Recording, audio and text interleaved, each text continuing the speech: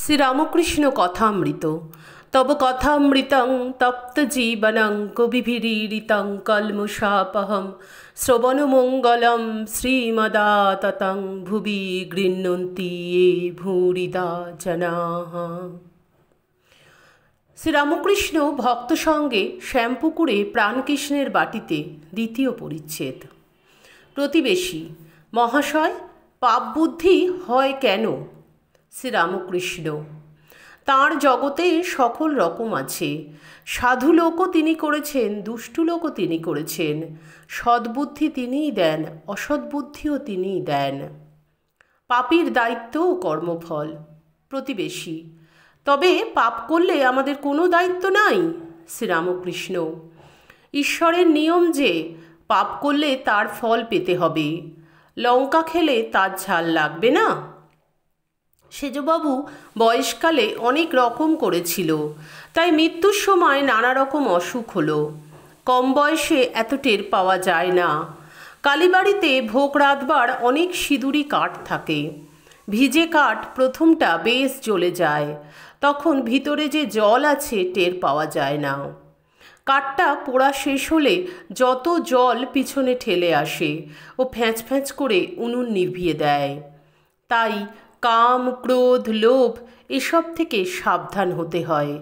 দেখো না, হনুমান ক্রোধ করে লঙ্কা দগ্ধ করেছিল। শেষে মনে পড়ল অশোক বনে সীতা আছেন, তখন ছটপট করতে লাগলো, পাছে সীতার কিছু হয়। প্রতিবেশী: তবে ঈশ্বর দুষ্টু লোক করলেন কেন? শ্রীরামকৃষ্ণ: তাঁর ইচ্ছা, তাঁর লীলা। তার মায়াতে বিদ্যাও আছে, অবিদ্যাও আছে। অন্ধকারেরও প্রয়োজন আছে। অন্ধকার থাকলে আলোর আরও মহিমা প্রকাশ পায়। কাম, ক্রোধ, লোভ খারাপ জিনিস বটে, তবে তিনি দিয়েছেন কেন? মহৎ লোক তৈয়ার করবেন বলে। ইন্দ্রিয় জয় করলে মহৎ হয়। জিতেন্দ্রিয় কি না করতে পারে, ঈশ্বর লাভ পর্যন্ত তাঁর কৃপায় করতে পারে। আবার অন্যদিকে দেখো, কাম থেকে তাঁর সৃষ্টিলীলা চলছে। দুষ্টু লোকেরও দরকার আছে। একটি তালুকের প্রজারা বড়ই দুর্দান্ত হয়েছিল, তখন গোলক চৌধুরীকে পাঠিয়ে দেওয়া হলো। তাঁর নামে প্রজারা কাঁপতে লাগলো। এত কঠোর শাসন, সবই দরকার। সীতা বললেন, রাম, অযোধ্যায় সব অট্টালিকা হতো তো বেশ হতো। অনেক বাড়ি দেখছি ভাঙা, পুরানো। রাম বললেন, সীতা, সব বাড়ি সুন্দর থাকলে মিস্ত্রিরা কী করবে? সকলের হাস্য।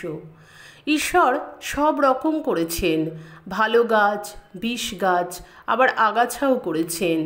জানোয়ারদের ভিতর ভালো মন্দ সব আছে, বাঘ, সিংহ, সাপ আর সব আছে। ওং নিরঞ্জনং নিত্যং মনন্তরূপং ভক্তানুকম্পং ধৃত বিগ্রহং বৈ ঈশবতারং পরমেশমিড্ডং তং রামকৃষ্ণং শিরসা নমামি। জয় ঠাকুর, জয় ঠাকুর, জয় ঠাকুর।